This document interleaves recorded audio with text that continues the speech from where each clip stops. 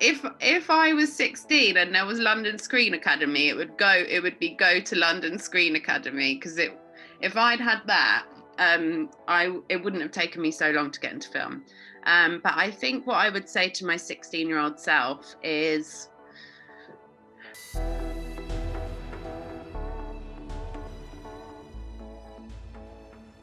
we want to share a light on professionals from low socioeconomic backgrounds, i.e. working class background. Now, before I introduce our lovely industry speaker today, I want to provide some context. So in the last 5 years, 300,000 people joined the creative industries, which is massive.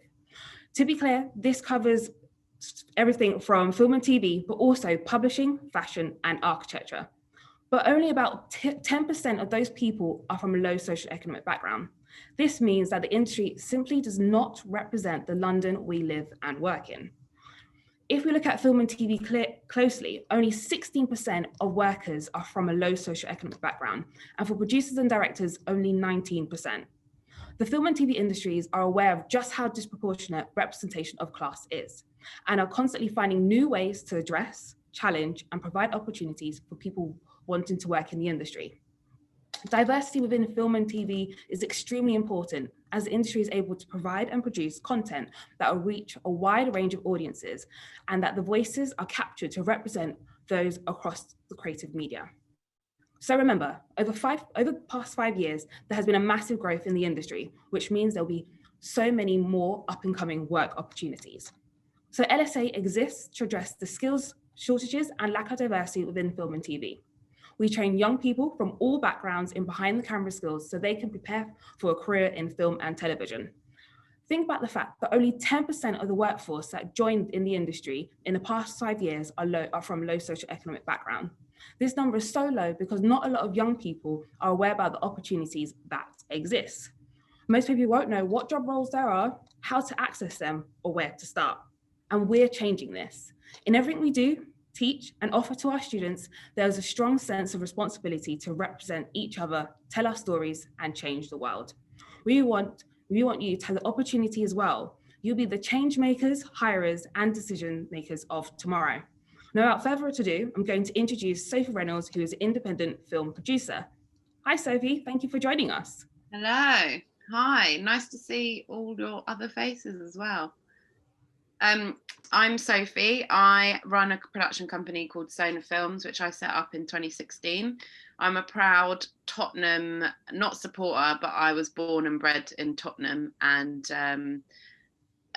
where there's no film industry, and there definitely wasn't when I was getting into it.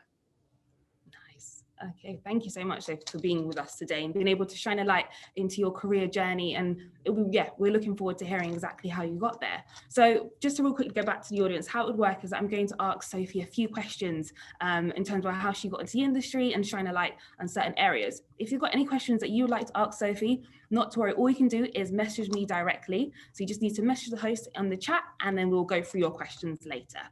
So without further ado, I'm going to go with the first question. What is the role of a film producer? So some of us may not know what a film producer does. So it'd be great, Sophie, if you can shine a light and tell us what is the role of a film producer? It's a very good question, and I don't think my family still understand what a film producer does. It's an all-encompassing role, but essentially a film producer sees a film through right from the beginning to the end when it's out in the cinemas or on Netflix. And a lot of people don't understand what the difference between a director and a producer. And I always explain it as a director sees something like this, like tunnel vision, and a producer sees the whole project like this.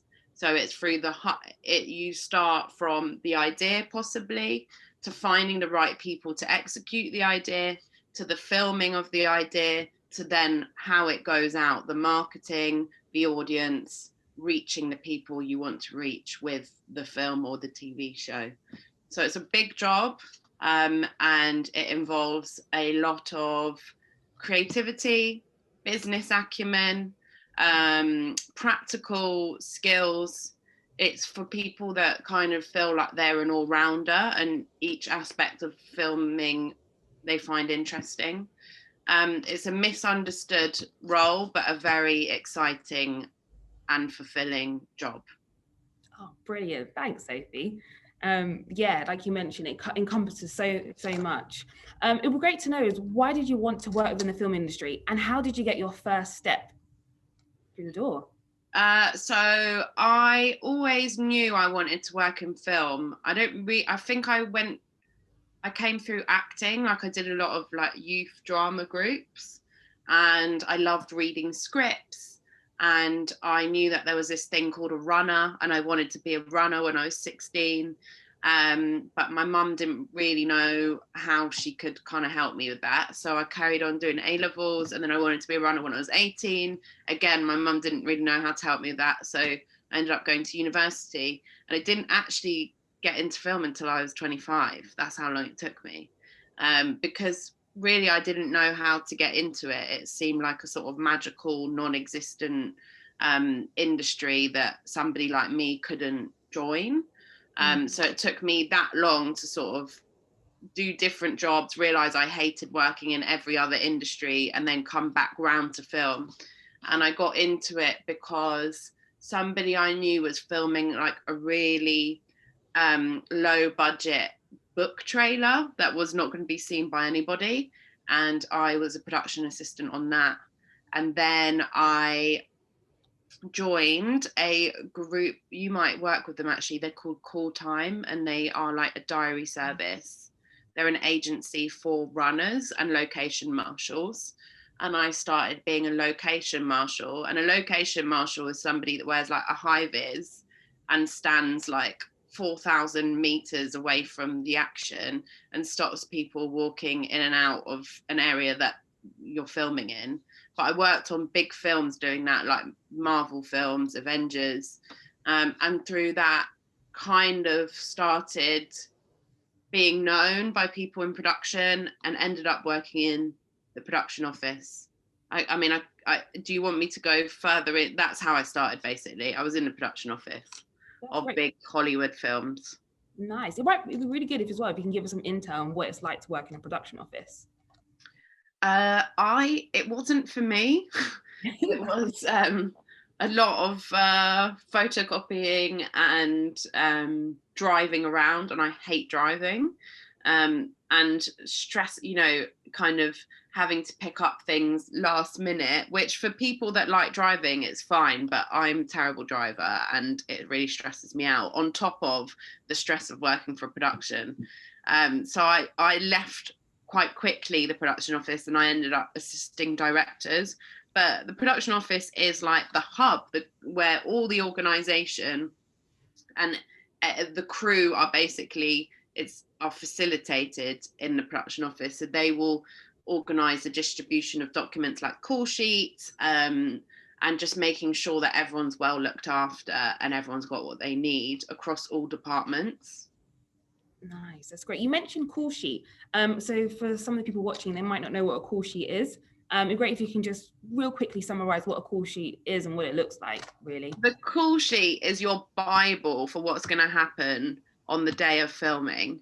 And so it's just one document that gets emailed out to everyone in the crew for the next day's filming. It tells you the time that you need to be there. It tells you the time of sunrise, which is important for light. It gives you everyone's details and contact numbers, exactly where you need to be meeting, exactly what time you need to be there, where the catering is, where you need to park. It's just a sort of outline of where everything is and the time that everyone needs to be there. Perfect. And the schedule, the running of the day, basically.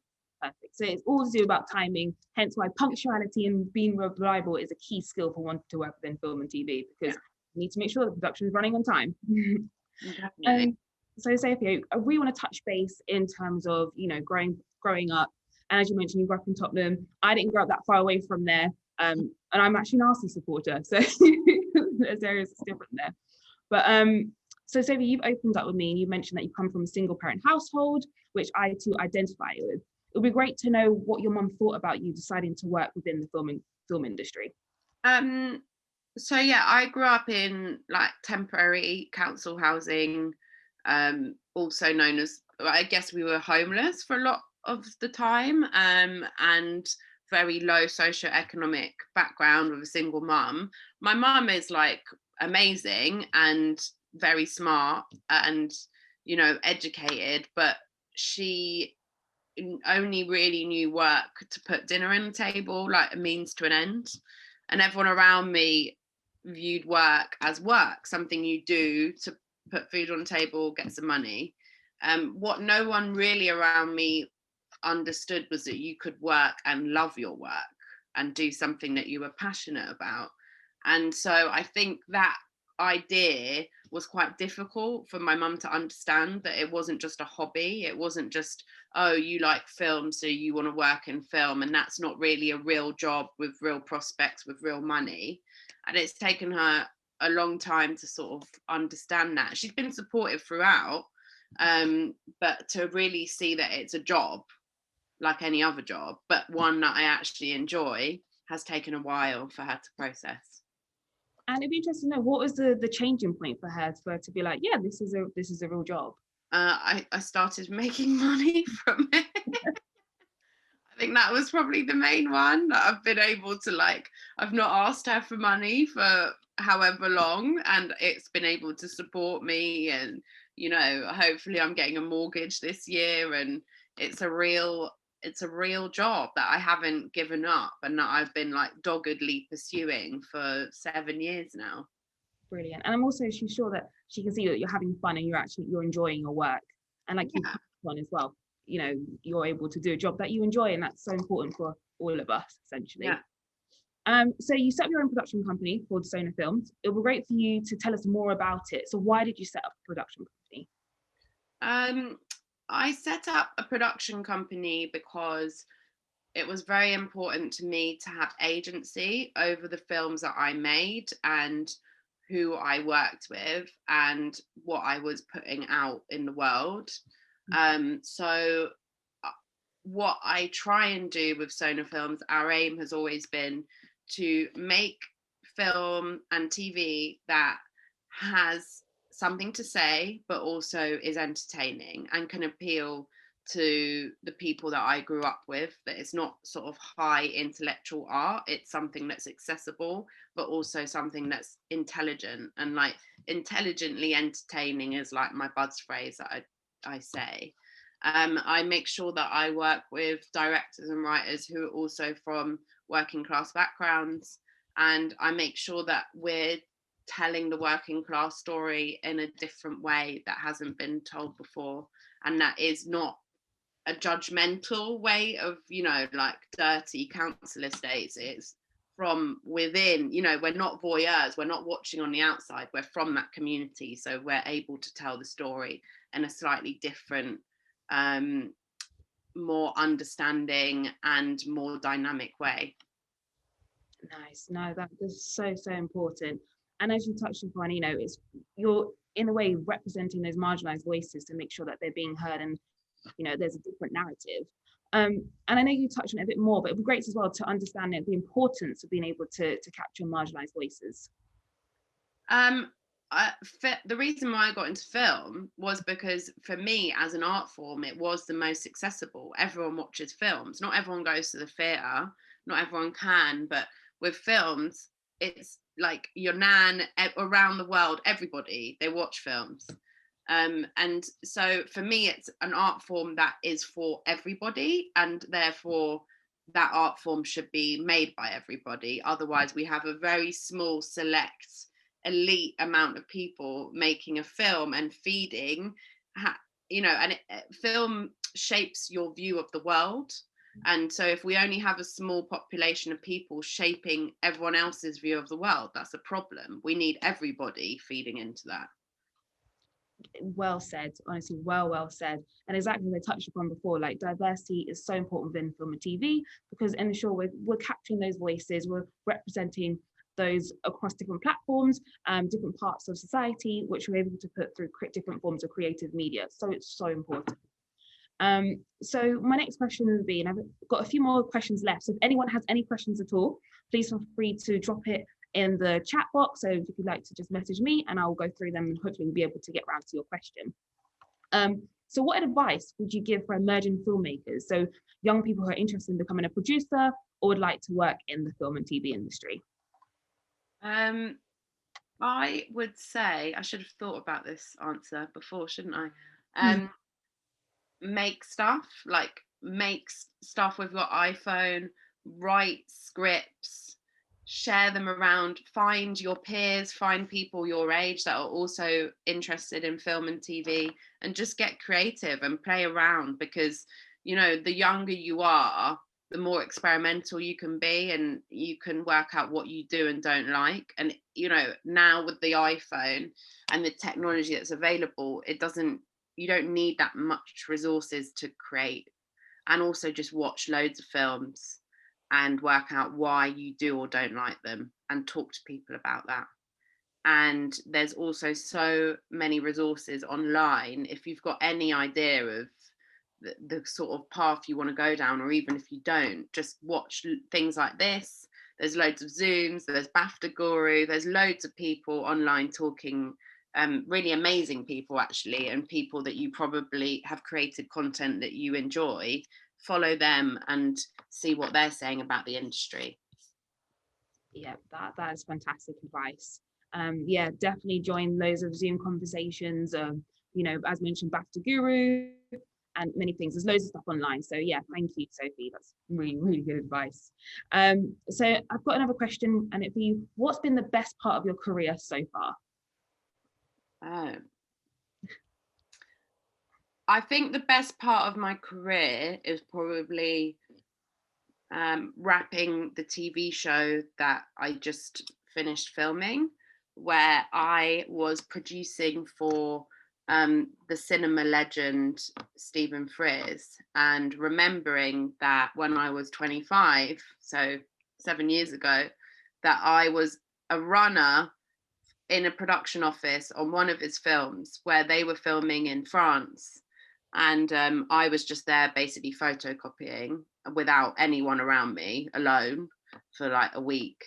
And fast forward 7 years, I'm his producer. And if you'd have told me 7 years ago that that would have been the case, I wouldn't have believed you, whilst I was manically photocopying. So that was a pretty special moment. Oh, that's amazing. Like you said, it's full circle, so it's Mm. great. So I've got a question from Luke. Where did the name for Sona Films come from? That is a wonder. No one's asked me that, Luke. Thank you so much. There was a lot of thought gone in behind that, which was, so my family's Irish, and I couldn't find any words in the English language like that hadn't already been taken by a film production company.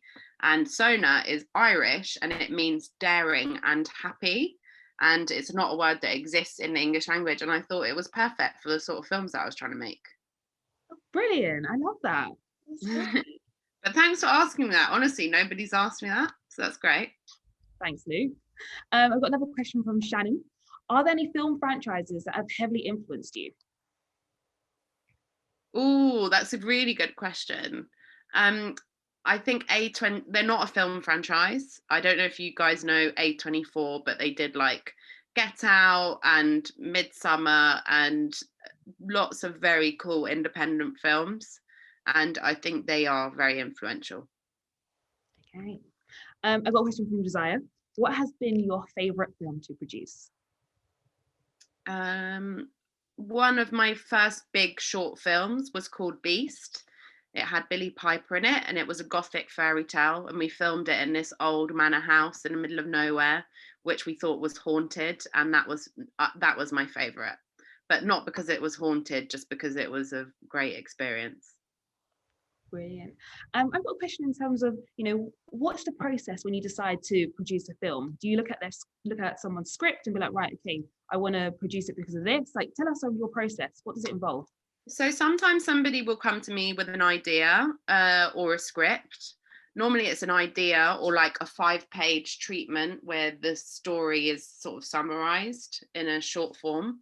And if I like it, then we'll start developing the idea together. Or sometimes I will read a book that I like, and I find out if the rights to make it into a film are available. And I manage the process of sort of adapting that from a book to a film. Or recently, I'm trying to make a film about a ballerina, and I just read a Guardian article about her. And so I'm talking to the real woman and trying to work out how we make it into a film. So there's different ways. Amazing. Wow, yes, there's different avenues. So I've got another question that's come through by Samuel. What were the main influences growing up and what introduced you into film? Oh, that's such a good question. Main influences.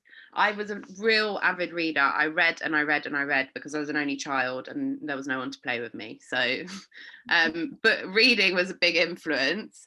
And then when I got a bit older, I started watching Pedro Almodovar films. He's a famous Spanish director. And the reason why I was watching them was because I'm that old that we didn't have Netflix. We had VHS videotapes, and my mum would record films from the TV, and she'd recorded these films. And his work was very influential over me. He was the person that discovered Penelope Cruz, and she's in a lot of his films. Nice. Another question's coming from Hawa. What course exactly did you study at uni, and how did your education help you get to where you are? So that's a really interesting question. I studied English and Spanish because I loved reading, and you find a lot of people in film that work in like film development, like script stuff, and directors and producers have studied English because they like storytelling, and it's like the academic way into it. And Spanish I actually loved because of Almodovar, and I wanted to do Spanish films, so that's why I studied both of those subjects. What was the second part to that question? And how did your education help you get to where you are? I'm not sure it did. I think I could have become a film runner at 16 and been in the same place I am now, if not earlier. But what university was great for, it taught me a language, which was amazing. I got to live in Cuba.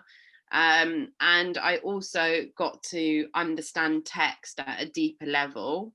And I did some drama modules where I looked at scripts. So that helped. But I think overall, university is just like a great way of exploring what you like and what you don't like if you have the luxury of doing that.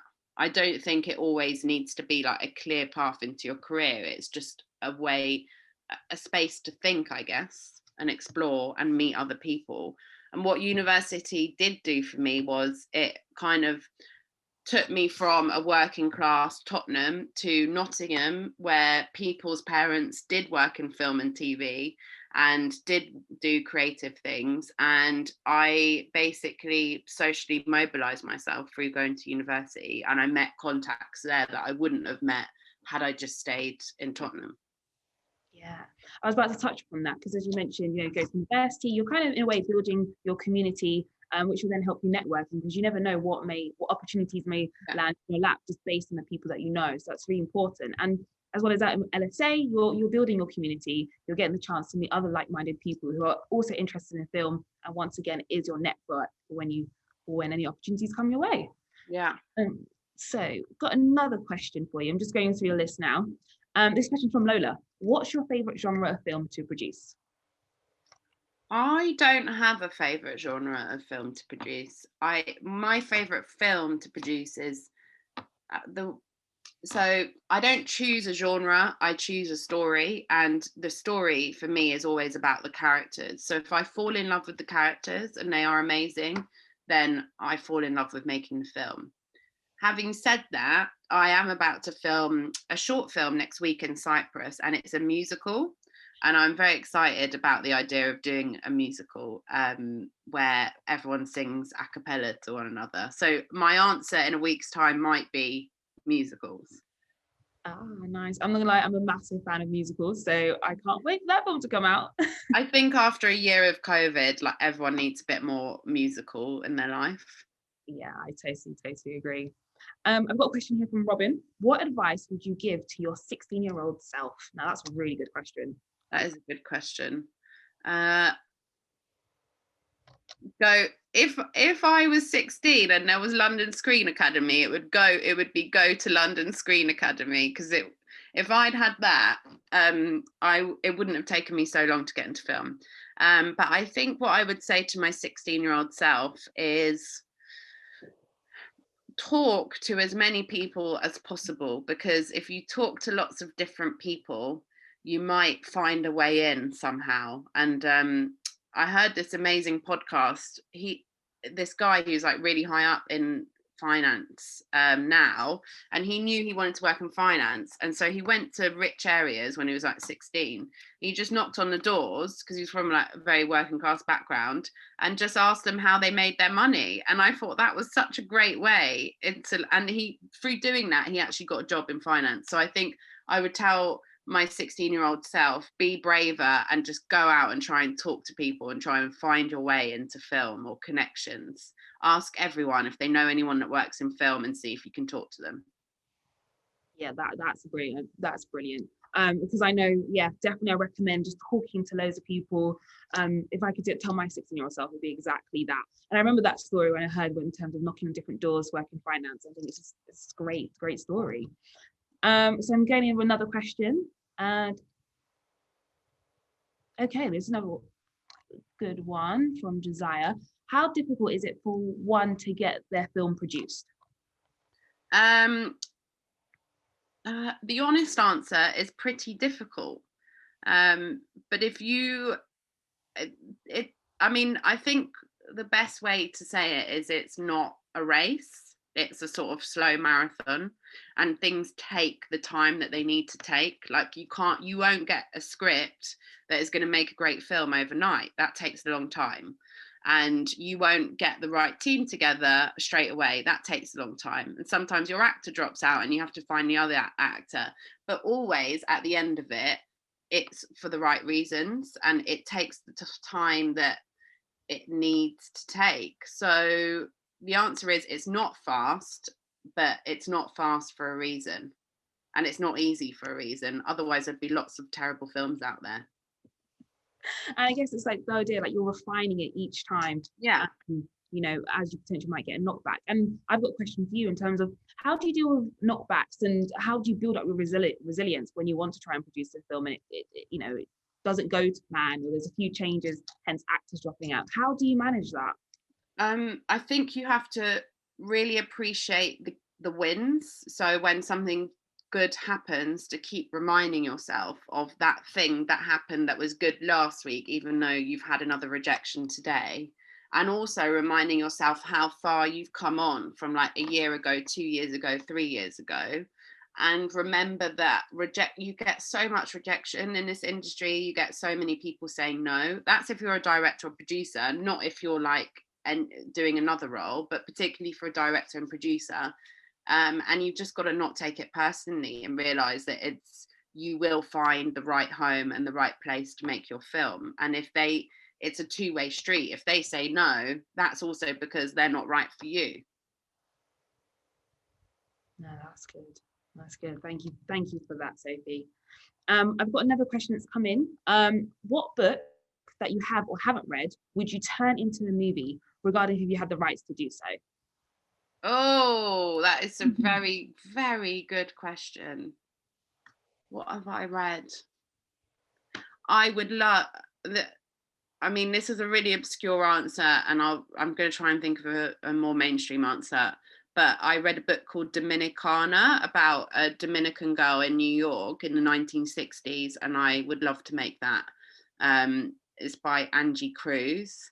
I would love to make any Zadie Smith books, but I think they're all the problem is a lot of the books that I love, they're very like internal, so they're just kind of explaining the psychology of the main characters, but not much necessarily happens in them, and that doesn't always make a good film.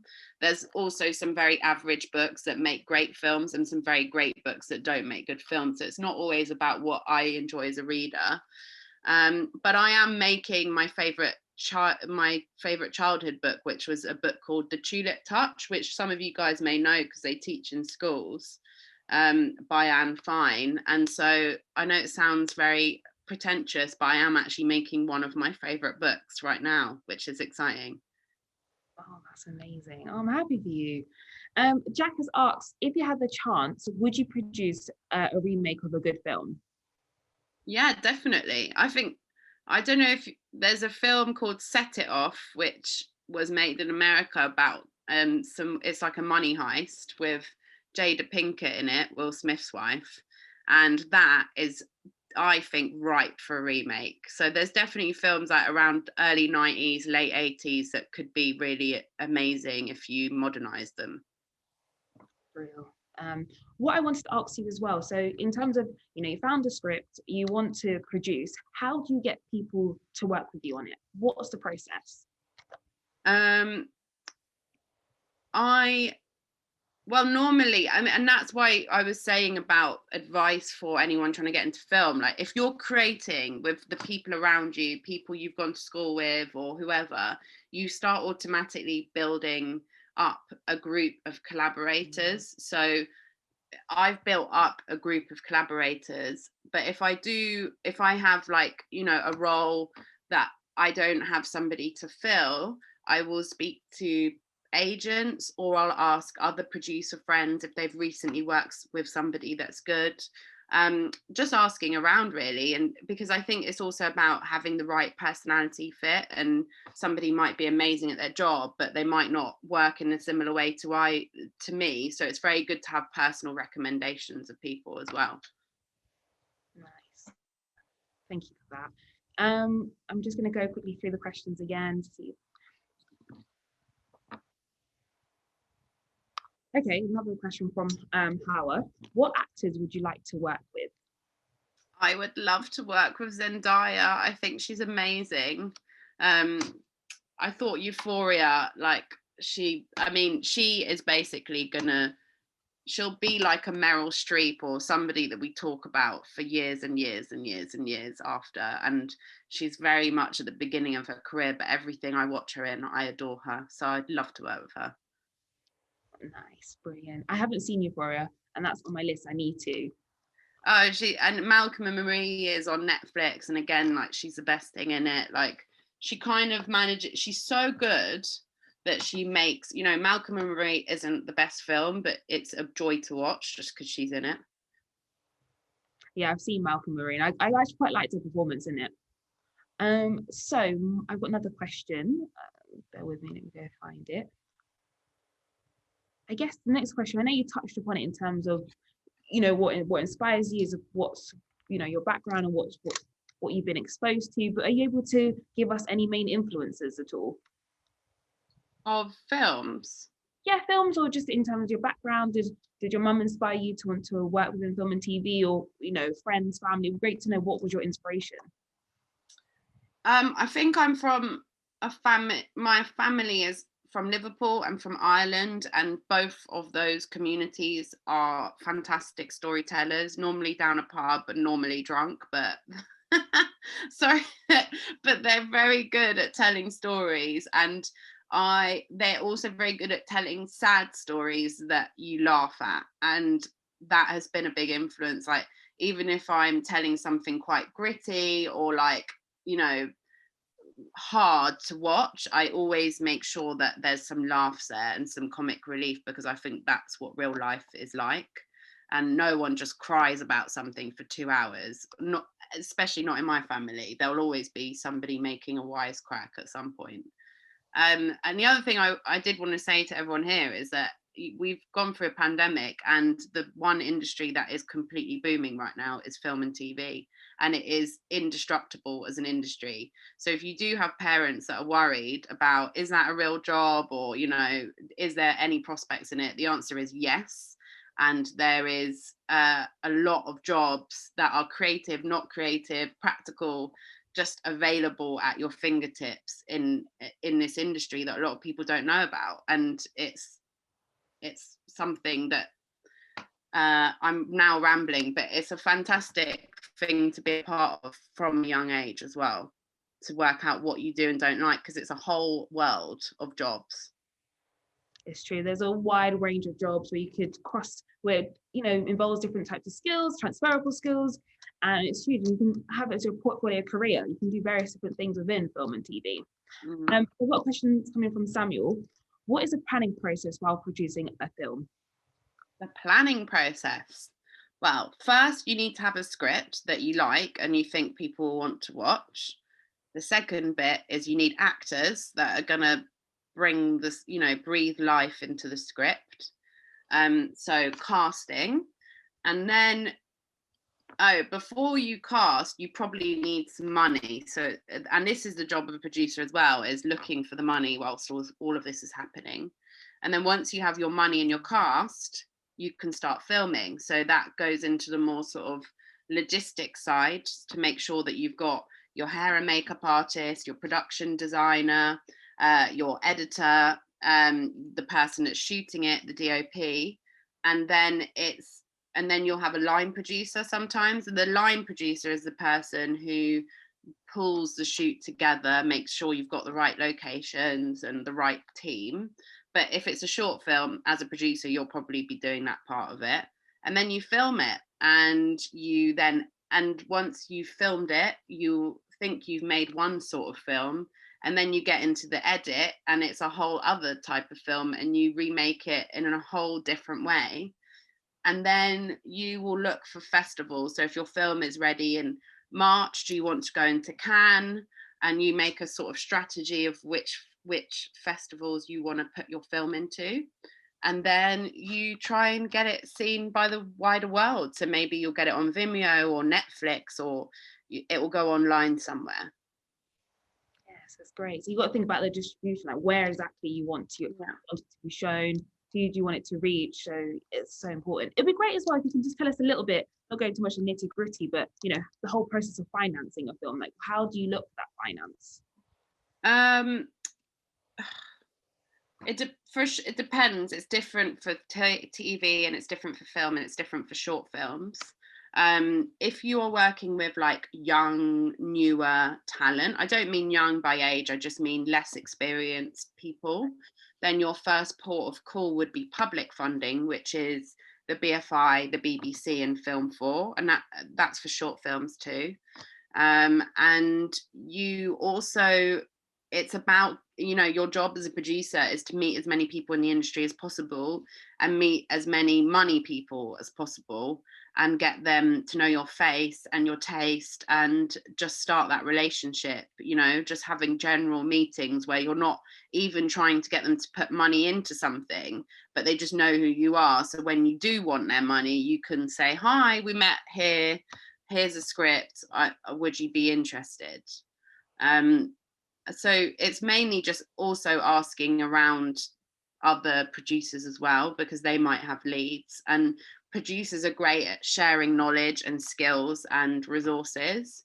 There's far less, I think, competition amongst producers here than there is in somewhere like the US, and there's a generosity that exists among producers, which is a really nice sort of network to work within. Brilliant. Thank you for giving that highlight into the bit of producing, like finding the finance for your film and the different sources. Or you can knock on people's doors and say, like that guy, where down did you make your money? Would you like to put some money into a film? I mean, at the moment, we're trying to raise finance for a film, and we're speaking to footballers because we're filming in Manchester, and there's loads of footballers there, and they've got loads of money. So that's how. So it depends. Each project requires different ways, but you've got to be creative. There's something very creative about finding money for films, definitely. Nice. So thank you for that, Sophie, for the insight. Guys, do please keep your questions coming in. They've been really, really good and really useful. And it's really great to see exactly what you guys are thinking. So I've got a question I would like to ask you, Sophie, and it's, what has been the most challenging moment in your career so far, and how did you overcome it? Oh, I think I can't think past COVID, and we shot a TV show in January at the height of COVID, and we had to fly in A-list talent from America when 1 in 15 households had the virus, and reassure them that it was a safe thing to do. That was a challenge. And then we also we were testing every day, and one of our extras, our background artists, tested positive for COVID, and they had been in contact with one of the lead casts. And that was a very difficult time because we had to work out exactly how many minutes that they'd been face to face without a mask, and we were this close to getting it shut down. But I think in moments like pure crisis like that, you just have to breathe, and you just have to be like, we're gonna just keep saying, we're gonna get through this, we're gonna get through this. Yeah, exactly. And it's kind of all about, dealing with problems that come your way, and being positive and think, right, okay, we're going to get through this, and coming up with various different creative solutions. Yeah. And also just realizing it's not, no one's going to, well, COVID, maybe, I mean, it can kind of be life or death, but outside of COVID, it's not life or death. You are just making a film. And sometimes it's very easy to think that it's like somebody will die if this thing happens, and no one will. It's just about like being a good team player, breathing through it, and like, working with your team, and being collaborative and working out a solution. No, definitely. I just want to touch back on COVID, and Ava has asked, how did COVID affect you within the media industry? It was,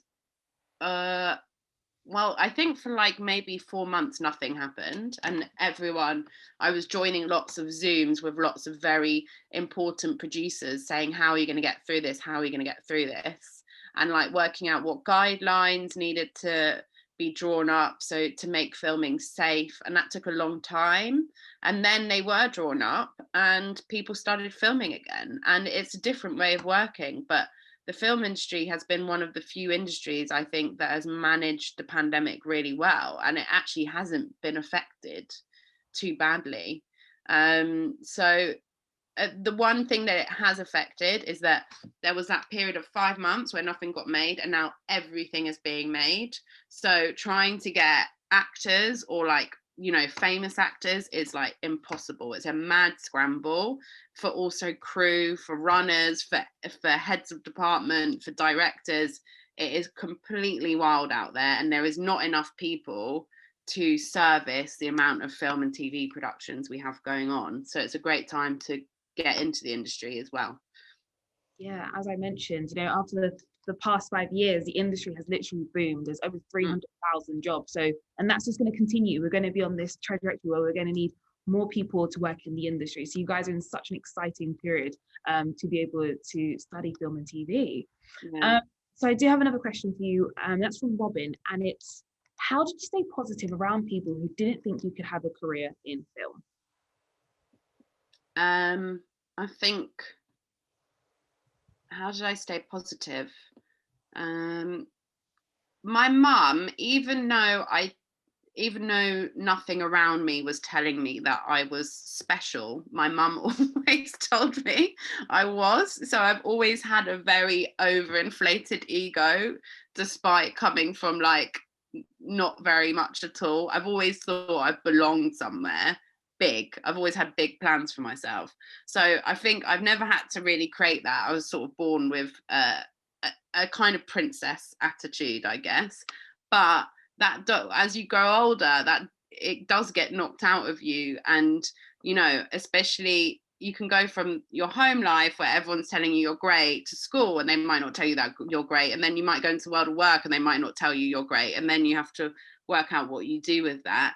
And I think it's just always viewing everything as a learning curve. So if people are telling you that you can't do it, is it actually based on, well, firstly, you can, but what is it based on, and how can you always improve? And I think it's just about being self-reflective, and having to work in the film and TV industry, particularly as a director or producer or a writer. You just have to have a belief and a desire that is unwavering, because if that goes from the first person that tells you can't, then you're kind of doomed, because there's going to be lots of people telling you that, and you just have to sort of look yourself in the mirror and just keep saying you're great, you're great, you're great, and you're going to do this, and hopefully you will.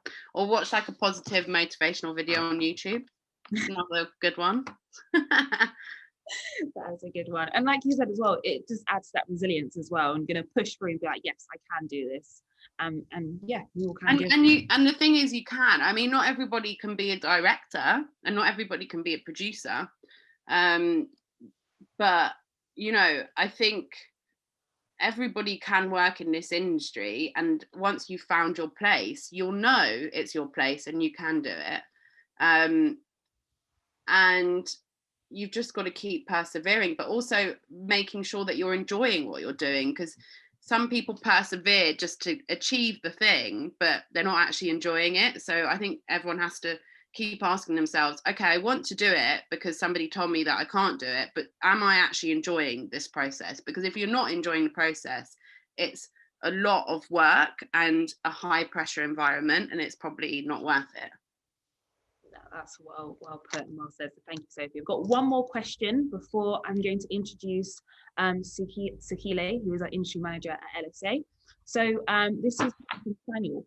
Samuel, what sort of involvement do producers have in terms of what goes on set or the editing process? They will. So they don't speak to the actors on set, but they will be by the monitor watching what's going on normally. And they're there for the director. If the directors kind of think it, sometimes there's directors that want to know that what they've shot is right or whether it's working or not. And they're there to sort of support the director and also deal with any issues that may arise outside of what's happening on camera. And then in the edit, they won't sit by the edit. What normally happens is the director will do a sort of rough cut with the editor. So it's the first sort of draft, essentially. And the producer will watch that and give notes, and then they will redraft based on those notes. So they're always there as a sounding board for the director and for the other creative partners. Perfect, that's great. Thank you so much, Sophie, for being with us today and being able to answer all the questions that's been chucked your way. You've dealt them great, and you provided us a really, really, really good insight. So thank you so much. Thank you. I'm now going to pass on to Sakile, who's our industry manager at LSA, and she's going to tell us a bit more about what she does at LSA and in terms of the industry team. So over to you, Sakile. Thank you. Hello. Hi, everyone. It's nice to recognise some faces from the other open event we did with the industry team. That's great. Hi, Sophie and Rochelle. Thanks so much. That was smashing. It's nice to see you both in little windows. I'm in the hair makeup room, just one floor up from where Rochelle is now in LSA. And yeah, I'm part of the industry team. I'm just one of 5 members. And what's so exciting about the industry team is we are all from industry ourselves. So if there's 3 of us that have been working in production, and then the other 2 have been working specifically to get young people in these roles in the industry. So it's a great dynamic that we've all got, and we can use our knowledge and previous contacts and stuff. So we're not teachers. You won't see us stood at the front of classrooms ever, but we've got this office on the 3rd floor and our doors are always open. We love seeing students come in there, and we've got a wish list on the whiteboard where everyone can come and write the names of someone who they're interested in getting in touch with. So if they'd seen some of Sophie's work, they might come in and write Sophie Reynolds on the board, and then we get in touch with her and see if she could come in and do something like this. So it's great. You really can get to meet those people that you're watching, or the credits that you see rolling. We'll get them to come in, and in a variety of ways. So we do master classes weekly. Each school year has a master class, which is one person talking to the whole year. We've got workshops going on, classroom drop-ins where the industry professional can just come and hang out with the class for a day. So we had a gaffer come in and rig a set downstairs, and all the students worked with him and sort of learned about lighting on a budget. And that was great. We also had Michelle May come and hang out in the costume class, and she stayed all day. We're doing final major projects at the moment. So we switch things up so that you can sit down and speak to an industry professional about your specific project and ask them direct questions. So we've got a music video person coming in for everyone who's doing their final major project on music videos and stuff like that. It's great because we want industry to be involved with everything that we do at the LSA, and we want it to be grounded in industry. And so that means we go to different people, contacts, producers, directors, writers, people in development, and we ask them for their help on creating the curriculum, setting the tasks, and even getting involved with the teachers. So just all the way along. We've got them being involved with what we do at LSA, so that you're not learning something and then when you get on set, they're like, oh, we never do it like that. We want you to be as ready as you possibly can when you're ready to get into work, which is great. Using all the same kind of software and learning how to budget and schedule, just like you would if you were working on a film or television program. So yeah, that's pretty much it. We're really lucky at LSA that so many people understand what the school's trying to do and support the school, and they see the importance of leveling the playing field, which is exactly what we want to do. We want to change the creative industries for the better and hear these more diverse stories. And so, yeah, it's great that we have people involved in industry and involved with us helping to break the glass ceiling for everyone. So, yeah. Brilliant. Thank you, Sakile. So now I'm going to quickly run through admissions. So as you guys know, admissions are open. So if you haven't applied just yet, you can still do so. And all you need to do is head on down to our website and click the apply button, where you'll then need to create an account and answer a series of questions. We don't ask for GCSEs just yet. We just really want to know why you'd like to work within film and TV and why you'd like to study at LSA. Now, if your application is successful, you'll then be invited for a telephone interview. And that's where you'll be interviewed by any member of staff at LSA. And it gives you the chance to expand on your application and tell us once again why you'd like to study at LSA. Now, if your application and interview is successful, you have to wait a couple of weeks to find out if you've been offered a conditional offer. So that is it from me. I think we've wrapped up, we've come to the end. If you've got any other questions, please feel free to email admissions@lsa.ac.uk, and that could be about if you want to know a bit more about LSA Live or the admissions process, anything like that. Please feel free to drop us an email. And also make sure that you sign up for our next Breaking the Glass Ceiling session with Taya Mahmood, who works on locations. He's worked on such incredible films such as No Time to Die. So I recommend that you sign up for that session and find out how he got into the industry and what advice he would like to share. So that is it from me. I just want to say once again, thank you so much, Sophie, for being with us today and being able to provide an insight into how you got into film and TV.